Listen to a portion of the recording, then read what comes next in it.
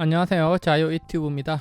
오늘은 한국 주식에 베팅하라 증권사 리포트 읽기 2020년 하반기 그리고 2021년에 대한 조언이라는 제목으로 이야기를 한번 해볼까 합니다.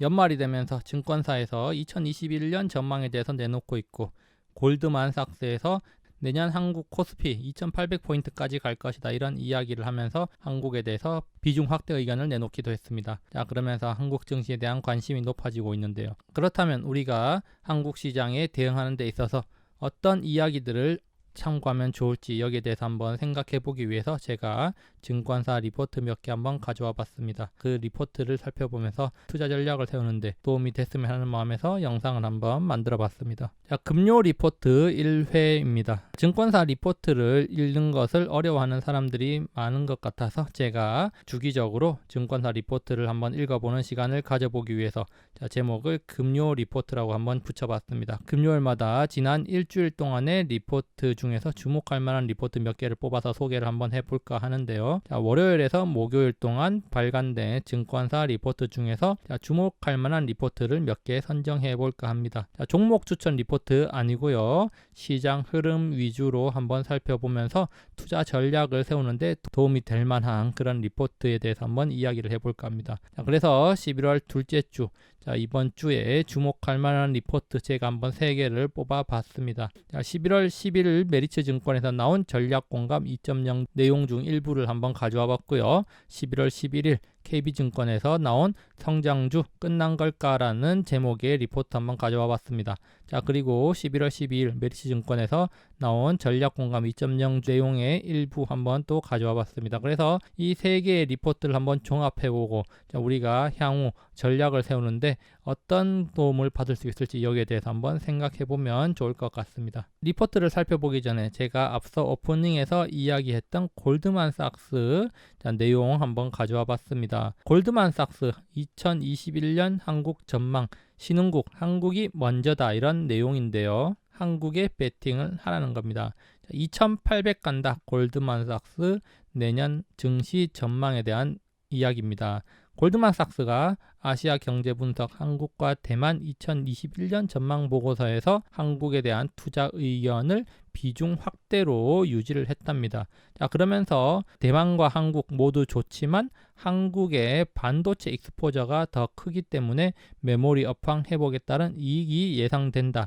자, 그러면서 한국이 더 낫다 이렇게 밝혔다고 합니다. 자, 메모리 반도체 익스포저, 즉 삼성전자와 SK하이닉스를 중심으로 해서 한국 시장에서 큰 비중을 차지하고 있는 메모리 반도체 관련 산업이 내년 1분기 이후로 업황 회복이 예상되기 때문에 이익 개선이 가팔라질 것이다. 그렇기 때문에 한국 시장에 좀 더 주목을 해야 된다. 이런 이야기를 하고 있다. 자, 그렇기 때문에 내년 IT 업종을 중심으로 또 한 차례 좋은 기회가 들어올 수도 있다 이렇게 볼 수가 있겠고요. 자, 최근 며칠 동안 외국인들이 한국 증시에서 매수세를 이어가고 있는데 그 핵심에는 바로 삼성전자와 SK하이닉스가 있다는 점 우리가 주목해야 할 만한 사실입니다. 자, 이 골드만삭스의 보고서와도 연관이 있는 부분이겠죠. 자, 그렇다면 우리나라 증권사에서는 우리나라 시장을 지금 어떻게 보고 있고 앞으로 어떤 전망을 내놓고 있는지, 어디에 좀 더 주목하면 좋을지, 어떤 견해를 드러내고 있는지 한번 살펴보도록 하겠습니다. 자, KB증권의 11월 11일 리포트입니다.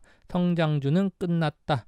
끝난 걸까? 이런 제목의 리포트가 나왔는데요. 백신 이슈가 나온 이후에 한국 시장 크게 요동을 쳤습니다. 자, 그러면서 이 성장주는 끝난 걸까라는 리포트에서 어떤 이야기를 하고 있는가? 바로 태양광까지 밀린다라고 이야기를 하고 있습니다. 백신 발표 이후에 기술 성장주의 언더퍼폼이 심화되고 있다. 다시 말해서 하락 조정이 더욱더 깊어졌다. 이런 이야기입니다. 자, 흥미로운 것은 바이든 수혜주의 대표격인 그린테크마저도 하락을 했다는 거죠. 흔들리고 있다는 겁니다. 자, 이렇게 기술 성장주가 이렇게 흔들리는 게 단순히 미국 대선의 영향으로 보기는 힘들고, 자, 그리고 왜 백신 이후의 성장주들이 더 힘을 못 갖추는 걸까? 성장주는 이제 끝난 걸까라는 의문을 제기를 하고 있습니다. 자, 여기 보시면 차트가 몇 개 나와 있는데요. 자, 2차 전지 8월 중순 이후로 하락 조정을 맞고 있고, 마찬가지로 소프트웨어 7월 중순 이후로 조정, 자 건강관리 헬스케어 7월 중순 이후로 조정기를 맞이하고 있습니다. 그리고 미국에 상장된 태양광 ETF도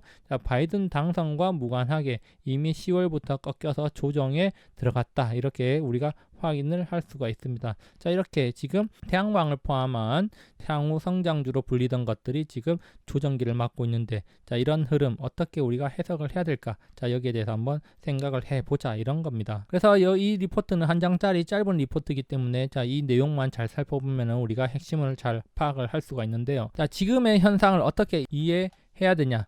당장 다음 분기에 실적이 급증할 업종이 있다면은 투자자들은 그 업종에 자금을 쓸어 넣을 것이다. 지금 기술 성장주들 그대로 머물기, 수출주의 수혜가 있었던 한국 증시에서 성장주 랠리가 7월 중순 이후로 이미 조정기에 접어들었고, 미국은 10월이 되어서야 성장주 랠리가 멈춘 것은 아마도 지금 이런 맥락에서 이해할 수 있다. 자, 내년 초까지는 중간재 사이클 업종, 시크리컬 중심으로 포트폴리오를 꾸려나가는 게 좋을 수도 있다, 이런 말입니다. 자, 다시 말해서 지금 성장주들은 상승세가 멈춰서 조정을 받고 있는 반면에 그동안 미래의 불확실성 때문에 억눌려 있던 종목들, 시크리컬 업종이 지금 다시 오르고 있다는 거죠. 백신이 나올 걸로 기대가 되고 있고, 실적이 바닥을 찍고 턴어라운드 되는 걸로 확인이 되면서 그동안 바닥권에 머물러 있었던 업종, 종목들이 지금 올라오니까 이 성장주는 상대적으로 하락 조정세가 깊어지고 있다는 겁니다. 자, 이런 이유는 당연히 시장의 자금은 한정돼 있고, 이 자금들이 순환하면서 지금 업종을 갈아타고 있기 때문이다, 이렇게 볼 수가 있겠는데요. 그렇다면 성장주는 완전히 끝난 것인가? 꼭 그런 것만은 아닐 것이다 라고 이야기를 하고 있습니다. 성장주, 그렇다면 언제까지 기다려야 될까? 매수 타이밍을 한번 생각해 보면은 내년 초 이후가 되지 않을까, 이런 이야기가 나오고 있습니다. 내년 초라는 것은 1월에서 3월 1분기라고 할 수가 있겠는데, 그렇다면 성장주 길어봐야 내년 2분기부터는 다시 상승세를 이어갈 가능성이 높다. 자, 이렇게 볼 수가 있겠습니다. 자, 그러면은 성장주 매수 타이밍이 내년 초 이후다, 이렇게 본다면은 자, 지금 성장주를 가지고 있는 사람들 입장에서는 내년 초까지는 큰 재미 없을 가능성이 있다, 이렇게 볼 수가 있겠고요. 자, 저도 과거 영상에서 올 연말이나 내년 1월까지는 큰 재미를 볼 수는 없을 것이다, 반등은 있겠지만 지난 여름처럼 크게 상승하는 재미는 없을 것이다, 이렇게 제가 이야기를 한 바 있습니다. 그것과 비슷한 맥락인데요. 어쨌든 성장주 매수 타이밍, 자, 내년 초까지는 큰 재미 없을 것이라는 게 KB증권의 이야기고, 자, 그러면 내년 초까지는 시클리컬 업종에 좀 더 집중하는 게 수익률 향상에 도움될 것이다, 이런 이야기를 하고 있습니다. 자, 그러면 메리츠증권 11월 12일 전략공감 2.0 중 자, 일부 내용 발췌해봤습니다. 제가 제목은 코스피 3Q, 자, 어닝 서프라이즈, 그리고 2021년 전망이라는 타이틀 한번 달아봤는데요. 자, 코스피 2020년 3분기 실적 발표, 자, 어닝 서프라이즈를 기록했는데 그 주역이 누구냐? 바로 경기 민감 업종들의 펀더멘털이 개선된 걸로 파악이 되고 있다고 합니다. 영업이익 예상치 13% 증가한 34조 원 기록을 하고 있고요. 그리고 순이익 전망치 22조 원을 상회한 24조 원 기록을 하고 있답니다. 자, 이렇게 10%가량씩 다 상승을 했는데, 그렇다면 모든 업종이 골고루 상승했느냐? 또 그건 아니라는 거죠. 자, 많이 상승한 업종들 보면은 증권, 철강, 건설, 화학, 소매, 반도체, IT 하드웨어, 은행이라는 겁니다. 그동안 성장주들이 가파르게 상승을 할 때 주가 상승하지 못하고 억눌려 있던 종목들이 이익이 크게 늘어난 거, 어닝 서프라이즈 확인되면서 최근 들어서 주가 급등한 모습 확인할 수 있습니다. 그동안 많이 상승했던 성장주들 이렇게 조정받고 있는 사이 이익이 많이 는 업종을 중심으로 이렇게 크게 상승하는 모습, 우리가 지금 시장에서 흔히 관찰할 수 있는 모습입니다. 자, 그래서 내용을 조금 더 살펴보면요. 우리나라 2018년 4분기 이후 7개 분기 연속 역성장을 했지만 지금 이제 완전하게 턴어라운드를 했다고 합니다. 20% 성장 기대감 나타내고 있고요. 자, 그리고 아까 전에 살펴봤듯이 자, 이익 추정치 순이익 13%와 9.9% 상회를 한 어닝 서프라이즈를 달성을 했습니다. 자, 그리고 예상치를 상회한 실적,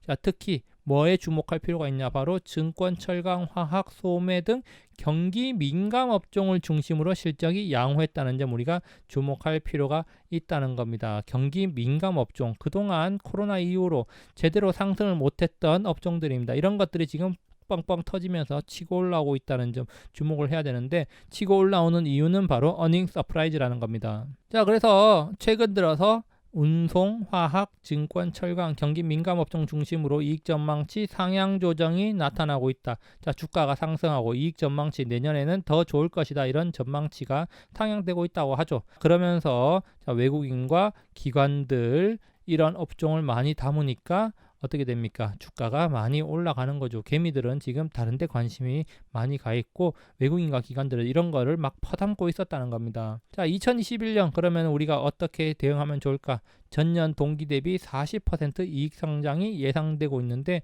자, 그 중심에는 에너지, 소재, 산업재 등 전통 경기 민감 업종의 이익 기여도가 높을 것이다. 자, 일단 다른 거는 모르겠고 에너지, 소재, 산업재 등 전통적인 경기 민감 업종, 즉 코로나 사태로 억눌렸던, 주가가 억눌렸고 이익이 실적이 매우 악화되었던 그런 업종들이 이제는 하반기에 바닥을 찍고 턴어라운드해서 이익 성장에 큰 기여를 할 것이다. 이렇게 전망을 하고 있습니다. 자, 우리는 이 점을 좀 주목할 필요가 있겠죠. 자, 그리고 메리츠 증권입니다. 11월 12일 리포트입니다. 이것도 전략 공감 중 일부를 차용해 봤습니다. 자, 코스피 2021년 코스피 전망 2800포인트까지 갈 수 있을 것이다. 자, 그렇게 예상을 하는 이유는 바로 2021년에 큰 폭의 이익 증가가 예상되고 있답니다. 자, 아까 전에 말했듯이 2020년 대비 40%대의 높은 이익 증가율이 예상되고 있다는 거죠. 그리고 또 1년 더 지난 2022년에는 지금 컨센서스가 16%로 자, 이 40%, 16%, 즉 50%가량 상승을 할 수가 있다는 겁니다. 그러면 코스피도 지금 수준에서 1000포인트 이상 더 상승할 여력이 있다. 우리가 이렇게 볼 수가 있겠는데요. 오버슈팅 한다면은 저는 개인적으로 3500까지도 바라볼 수도 있다. 이렇게 보겠습니다. 자, 어쨌든 2020년에서 2022년까지 3년 동안은 이익이 레벨업 하면서 자, 이익 정상화 구간이다. 자, 그렇기 때문에 우리가 투자 전략을 잘 짜야 되는데, 그러면은 이익이 증가하는 업종을 중심으로 한번 살펴볼 필요가 있고 앞으로 성장성도 고려를 해야 된다는 겁니다. 그러면서 많은 사람들의 관심사, 그렇다면은 성장주는 언제 복귀할 것인가? 바로 여기 메리츠 증권에서도 지금 2021년에 성장주 강세가 다시 한번 나타날 가능성이 높다. 이렇게 보고 있습니다. 최근 자, 성장주가 경기 민감주들이 올라왔고요. 자, 그렇지만 이런 흐름이 내년까지 쭉 지속되기보다는 내년 초 이후에는 다시 성장주가 주목받는 시기가 찾아올 거다. 이런 이야기를 하고 있는 겁니다. 자, 그래서 어디에 좀 더 주목해야 되냐? 2021년 본격적인 이익 회복 전망치 상향이 지속된다. 자, 이렇게 보고 있는 거고요. 자, 우호적인 유동성 환경, 그리고 데이터 경제, 플랫폼 경제, 2차 전지 등 미래 기술 혁명도 가속화되는 시점이 바로 2021년일 것이다. 자, 이렇게 전망을 하고 있습니다. 그렇기 때문에 성장주 여전히 각광받을 수 있을 것이다. 이렇게 보고 있고요. 자, 그렇지만 또 한국 이익 증가 전망치가 지금 40%에 이르고 있는데, 자, 주로 이익이 크게 증가할 걸로 예상되는 곳은 소재, 산업재, 경기 소비재, IT 커뮤니케이션 서비스가 우리가 주목할 만하다. 이렇게 보고 있는 겁니다. 그래서 오른쪽에 보면은 그래프가 좀 작긴 한데, 자, 2021년에 소재, 산업재, 경기 소비재, IT 커뮤니케이션, 이익 EPS, 이익 증가율이 지금 크게 개선될 걸로 예상되는 업종이기 때문에 이들 업종을 좀 더 주목할 필요가 있다. 지금부터 이들 업종을 주목할 필요가 있다. 이렇게 볼 수가 있겠습니다.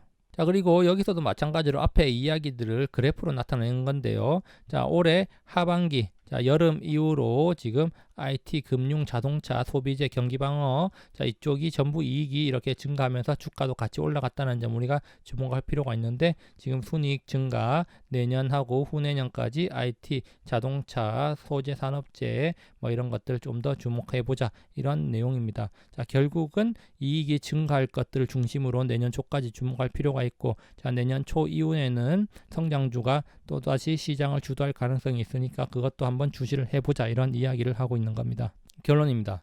백신 기대감과 한국 증시에 대한 관심이 증가하고 있습니다. 자, 지금 글로벌 증시, 유럽이 코로나 바이러스의 악몽에서 헤어나오지 못하고 미국도 다시 봉쇄령이 내려지는 등 매우 안 좋은 상황이지만 우리나라를 비롯한 동부아시아 이머징 마켓은 비교적 좋은 상황을 이어가고 있습니다. 특히 우리나라 증시 이익 증가율 40% 예상되고 있습니다. 다른 시장에 비해서 매우 매력적인 시장 환경이 조성되고 있다. 이렇게 볼 수가 있겠습니다. 그렇기 때문에 우리는 코로나 위기를 극복하는 과정에서 이익 전망치 상향 조정된 업종에 주목을 해야겠습니다. 이미 많이 올랐으니까 더 이상 안 오르겠지 이게 아니라 내년 초까지는 그래도 우리가 지속적으로 주목을 해보자 이런 이야기들 증권사에서 계속 하고 있는 겁니다. 자, 3Q 어닝 서프라이즈는 아마도 4Q 어닝 서프라이즈로 이어질 가능성이 있습니다. 4분기 실적 발표, 즉 연간 실적 발표는 내년 초에 이루어진다는 점을 주목할 필요가 있겠습니다. 결국 중요한 것은 바로 실적이라는 점, 제가 늘 강조하는 겁니다. 그리고 실적 증가의 지속성이라는 거죠. 자, 지금은 성장주보다는 실적 개선에 대한 관심이 높다. 왜? 성장주가 실적이 증가하는 폭보다 지금 실적 개선, 경기 민감주들 바닥을 기다가 실적이 어닝 서프라이즈를 치면서 증가폭이 더 크기 때문에 이쪽으로 돈이 더 쏠리고 있다는 거죠. 자, 그렇지만 자, 이런 것들도 지속되지 않고 기대치가 낮아지는 내년 초 이후, 자, 바로 내년 초 이후에는 다시 성장주에 관심이 모아질 수도 있다는 겁니다. 자, 성장성이 지속되는 성장주. 지금은 성장폭이 낮지만 경기 민감주에 비해서 실적 개선폭이 낮지만 자, 내년 이후에는 또 달라질 수가 있다는 거죠. 그렇기 때문에 빅 중심의 성장주는 길게 보고 가는 게 좋을 것이다. 이런 이야기들 계속해서 나오고 있습니다. 특히 그 중에서도 실적 성장 지속성이 계속되고 있는 그런 종목들을 우리가 주목할 필요가 있겠습니다. 자, 여기까지 영상을 감상해 주셔서 감사하고요. 항상 즐거운 하루 보내시기 바랍니다. 감사합니다.